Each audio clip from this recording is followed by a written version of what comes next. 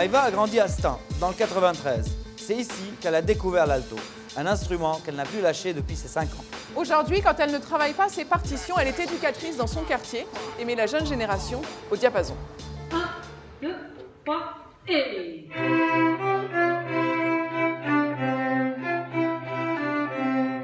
Là, j'emmène les enfants dans le quartier. On va aller apprendre la musique. On rentre et on dit bonjour. Ok, c'est pas mal du tout, juste pour parfaire. Fais un petit escargot, la ligne du en bas et là. C'est parfait. On a des enfants de différentes ethnies, cultures, religions, etc. Et je trouve que le message musical est un message universel, parlé par tous, et qui fait du lien entre tout ce petit monde-là. Bonjour, je m'appelle Ibrahim Daham, je fais de la musique depuis 2 ans. S'il y aura plusieurs instruments que je pourrais faire, je choisirais soit la flûte ou soit la batterie. Ou si c'est encore le violon, je pourrais le prendre. Ma mère, quand je rentre chez moi, me demande de sortir avec mon violon pour que j'en joue. Bonjour. Ça va bien ?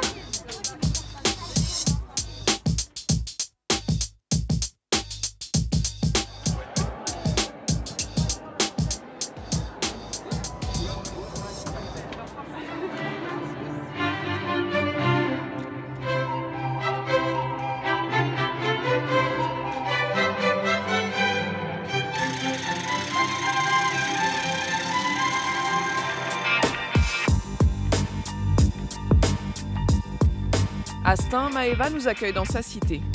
Sa famille y vit depuis les années 60. Ça, c'était mon école primaire. Derrière, il y a ma maternelle. Donc j'ai grandi ici, en fait. À 22 ans, elle est une des encadrantes du projet Demos, porté par la Philharmonie de Paris. Objectif, sensibiliser les jeunes de son quartier à la musique classique. Même si t'es réservée, timide, comme moi j'étais quand j'étais petite, quand on a l'instrument, en fait, on pense pas à tout ça, parce que c'est pas nous qui parlons, c'est pas nous qui nous mettions en avant, c'est l'instrument, en fait. Et c'est une façon de communiquer avec les gens quand on n'arrive pas à le faire avec la voix. Souvent, ça les aide, les jeunes, les enfants qui ont des problèmes de colère, qui ont des problèmes d'attention. Et tu sens les parents réceptifs ou parfois réticents ou... Ah oui, clairement, les parents, on peut les appeler la veille pour leur dire on se voit samedi à 14 h. À 14 h, tous les parents ils sont devant le conservatoire. Non, les parents, ils les suivent vraiment derrière. Oui, j'avais des mamans qui, dans leur religion, dans leur foi, la musique, c'est pas acceptable, voilà, c'est pas autorisé. Mais quand je leur ai parlé de ce projet, elles m'ont posé plein de questions, me demandant s'il y avait possibilité de garder l'instrument au conservatoire pour éviter de le ramener à la maison. Donc après, c'est des arrangements entre familles et... Enfin, voir la maman qui participe au concert, finalement, c'est magique de voir ça. Comment tu fais pour que ces petits accrochent? Quand eux, ils me voient toute l'année avec eux dans le centre en jogging, basket, cheveux sales, et qu'après ils me voient avec mon instrument leur jouer un morceau, ça leur donne envie. Moi, j'en ai plein qui disent à leurs parents, ouais, je veux faire comme Maëva, je veux faire comme Maëva, je veux jouer aussi bien que Maëva. Les premières questions des enfants, c'était est-ce qu'un jour je vais jouer aussi bien que toi? Ça doit te faire tellement plaisir. Bah oui, ça me fait plaisir parce que je me dis, bien sûr que tu joueras aussi bien que moi si tu t'en donnes les moyens.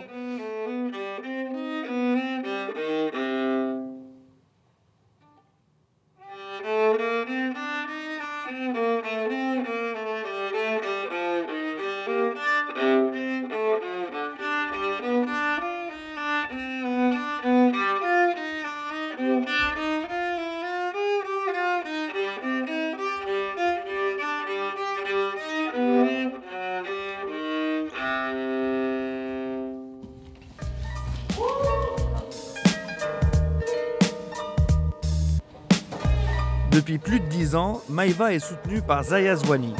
Chef d'orchestre originaire du 93, elle fait en sorte que la musique classique traverse le périphérique. Pour créer des ponts avec les plus jeunes, quel est le répertoire que vous allez leur proposer en premier?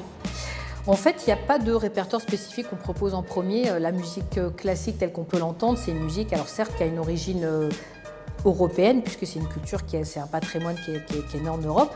Donc du coup, l'idée, c'est de leur faire découvrir. Donc ça passe par les œuvres du grand répertoire, que ce soit Mozart, Schubert, Beethoven, Tchaïkovski. Et ce qui est intéressant par la suite, c'est notre démarche, c'est aussi de montrer que la musique classique, elle a toujours été ouverte sur le monde, mais peut-être que ce n'est pas un axe qui est le plus visible par tout le monde, et même parfois même au sein des musiciens. Et il y a plein d'exemples. Camille Saint-Saëns qui s'est inspiré des musiques d'Algérie, Manuel de Falla du flamenco, ou des compositeurs de la peinture, de la littérature. Et c'est ça qu'on a envie de montrer, c'est qu'au contraire, la musique, comme le monde, se nourrit justement de ces richesses entre ces rencontres. Alors, bienvenue ici à l'Auditorium Xenakis. Aujourd'hui, son orchestre professionnel joue pour les écoliers de la ville. Une découverte pour certains. Un compositeur, c'est celui qui écrit la musique. Il écrit sur une partition, comme ce que vous voyez ici, avec des notes de musique. Et c'est comme ça que, ensuite, nous, les musiciens, nous pouvons jouer, on peut restituer la musique que le compositeur a inventée. Et donc aujourd'hui, on a souhaité vous présenter Franz Schubert, un compositeur de la période classique.